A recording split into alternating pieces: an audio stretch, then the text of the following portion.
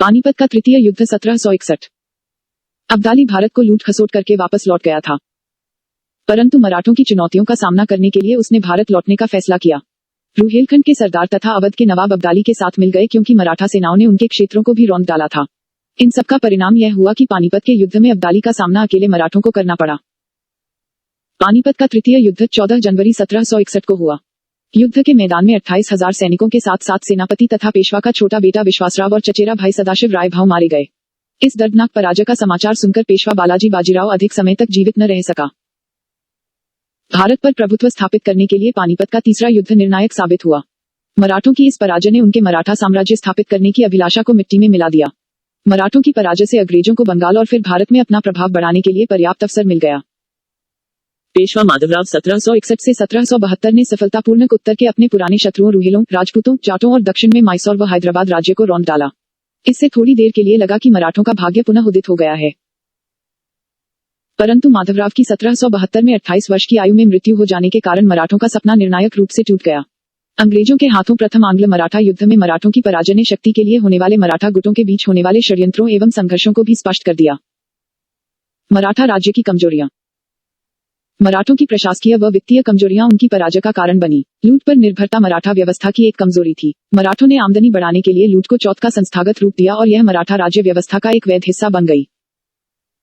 मराठों ने मुगल प्रशासनिक व्यवस्था के कुछ भाग को अपनाया, परंतु अतिरिक्त उत्पादन की वसूली के लिए अपनी ही तकनीकियों का सहारा लिया, जिसमें व्यापक प्रशासनिक ढांचे का अभाव था। भलीभांति परिभाषित प्रांतीय प्रभुत्व के अभाव में मराठे अपने प्रभाव को आवश्यक तालमेल के साथ सुसंगठित नहीं कर सके और परिणामस्वरूप उनकी पराजय हुई। इसके अलावा मराठे सैन्य क्षेत्र में उन्नत तकनीक का प्रयोग करने में भी पीछे रहे और उस समय की नवीन प्रगतियों जैसे तोपखाना, छोटे हथियार, विशेषकर कठोर बंदूकें और उन्नत अग्नि हथियारों आदि को नहीं अपनाए। सिख। 15वीं शताब्दी के अंत में नए लोकतांत्रिक धर्म सिखवाद का प्रसार सामरिक दृष्टि से महत्वपूर्ण पंजाब प्रांत में हुआ। अन्य विद्रोहियों की तुलना में सिख विद्रोही मुगलों के साथ समझौता करने के इच्छुक नहीं थे। सिख धर्म के संस्थापक गुरु नानक थे। आगामी 2 सदियों तक यह व्यक्ति विशेष तक सीमित रहा, परंतु 10वें एवं अंतिम गुरु गोविंद सिंह ने इस पंथ के अनुचरों में राजनैतिक अभिलाषाओं तथा संघर्षशीलता को पैदा करके इसको एक सुसंगठित समुदाय में बदल दिया गया। औरंगजेब के विरुद्ध गुरु गोविंद सिंह और औरंगजेब के उत्तराधिकारियों के विरुद्ध बंदा बहादुर 1708 और 1716 के विद्रोह का मुगलों ने पूरी ताकत के साथ दमन किया। बंदा बहादुर को 1715 में फर्रुखसिया के समय में फांसी दे दी गई। 1715 में बंदा बहादुर के विद्रोह के दमन के बाद लगभग 1/4 शताब्दी तक सिख शांत रहे, परंतु मुगल साम्राज्य के बुरे दिन सिखों के लिए लाभकारी सिद्ध हुए। नादिर शाह और अब्दाली के आक्रमण उत्तरी भारत के लिए विनाशकारी थे, किंतु अब्दाली तथा उसके समर्थकों के वापस लौट जाने के बाद सिखों ने तीव्रता के साथ पंजाब में अपना नियंत्रण स्थापित कर लिया और 12 मिसलों या संघों ने मिलकर पंजाब प्रांत का गठन किया।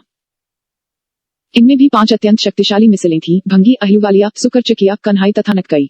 इसमें भंगी मिसल सर्वाधिक शक्तिशाली थी। इसका अमृतसर, लाहौर और पश्चिमी पंजाब के कुछ इलाकों पर अधिकार था।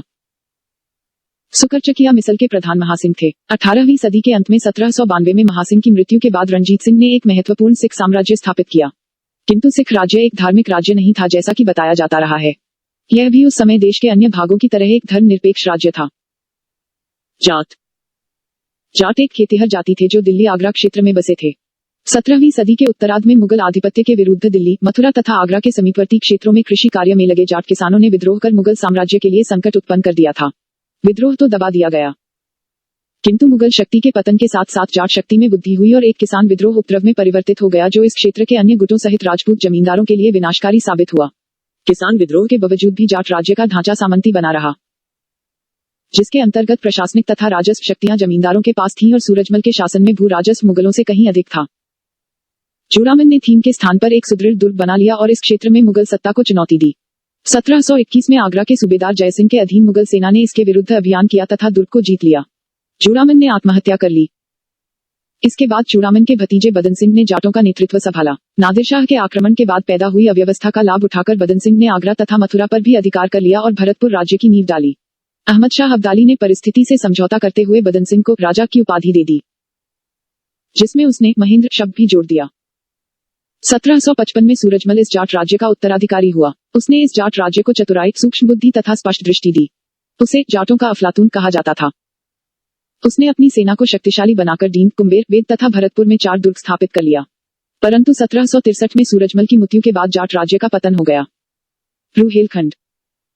रुहेलखंड तथा फर्रुखाबाद में बंगश पठानों के राज्यों की स्थापना 17वीं सदी में अफगानों के विस्थापन का परिणाम थी। नादिर शाह के आक्रमण के बाद उत्तर भारत में अराजकता की स्थिति पैदा हो गई। इसका लाभ उठाते हुए मुहम्मद खान ने रुहेलखंड के एक छोटे राज्य की स्थापना की। यह क्षेत्र हिमालय की तलहटी में उत्तर में कुमायूं पहाड़ियों तथा दक्षिण में गंगा नदी के बीच स्थित था। रुहेलों को, जिनको उनके क्षेत्र रुहेलखंड के नाम से जाना जाता था, क्षेत्र की अन्य शक्तियों जैसे जाटों और अवध के शासकों तथा बाद में मराठों एवं अंग्रेजों के हाथों पराजित होना पड़ा। फर्रुखाबाद। दिल्ली से पूरब की ओर फर्रुखाबाद में मुहम्मद खां बंगश ने, जो एक अफगान सरदार था, एक स्वतंत्र राज्य की स्थापना की। राजनैतिक रूप से अफगानों की भूमिका नकारात्मक थी। उन्होंने न केवल मुगल साम्राज्य के पतन की गति को तीव्र किया, बल्कि अवध के नवाब को पराजित करने के लिए अब्दाली की मदद की, जो भारत में अंग्रेजों के प्रसार को रोक सकता था। राजपूत। 18वीं शताब्दी में मुगल साम्राज्य के बिखराव का लाभ उठाकर अन्य शासकों की भांति राजपूत राजाओं ने भी स्वयं को केंद्रीय नियंत्रण से लगभग स्वतंत्र कर लिया। किंतु राजपूत राजाओं में कोई भी इतना शक्तिशाली नहीं था कि सर्वोच्च शक्ति की स्थिति को प्राप्त करने के लिए मराठों एवं अंग्रेजों को चुनौती दे सके। प्रायः सभी राजपूत राज्यों ने प्रसारवादी नीति अपनाई और जब भी संभव हुआ अपने पड़ोसी को अपने राज्य में मिला लेने का प्रयास किया। दिल्ली दरबार में सत्ता के लिए होने वाले संघर्षों एवं षड्यंत्रों में राजपूतों ने भाग लिया और मुगल शासकों से आकर्षक तथा प्रभावशाली सूबेदारियां प्राप्त की। फर्रुखसियर और मुहम्मद शाह के शासनकाल में अंबर और मारवाड़ के शासकों को आगरा, गुजरात और मालवा जैसे महत्वपूर्ण मुगल प्रांतों का राज्यपाल नियुक्त किया गया था। राजपूत शासकों में अंबर का राजा सवाई जयसिंह 1681 से 1743 तक बहुत लोकप्रिय था, जिसने जयपुर शहर की स्थापना की और दिल्ली और जयपुर, उज्जैन, वाराणसी और मथुरा में वेधशालाओं का निर्माण करवाया। उन्होंने खगोलीय अवलोकन के लिए जीज मुहम्मद शाही शीर्षक से तालिकाओं का एक सारिणी तैयार किया था। किंतु अधिकांश राजपूत राज्य पहले की ही तरह लगातार पारस्परिक झगड़े और षड्यंत्रों में शामिल रहे, जैसे मारवाड़ के अजीत सिंह को उनके बेटे ने ही मार डाला। राजपूतों के आंतरिक झगड़ों के कारण वे अपनी स्थिति सुदृढ़ नहीं कर सके तथा मराठों के हस्तक्षेप का शिकार हो गए। क्षेत्रीय स्वतंत्र राज्य।